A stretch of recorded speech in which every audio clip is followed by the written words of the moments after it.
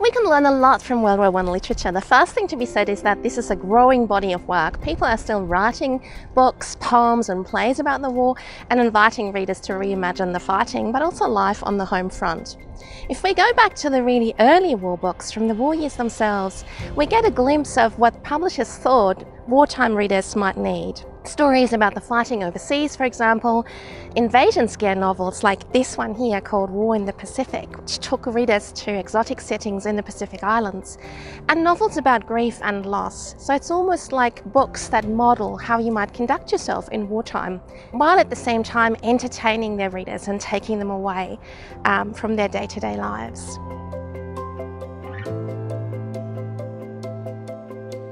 Well, I think World War I in some countries, not in all, has the status of being a war that defines what it is to fight a modern war, and it has almost become the war to represent all wars, if it wasn't the war to end all wars. And it is certainly that we imagine war through the literature of the First World War, the canonised books, often by European writers of the interwar period.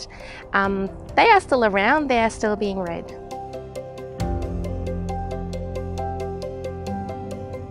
What is interesting about the books that are coming out now is that they're trying to imagine the war for a readership in the 21st century, of course.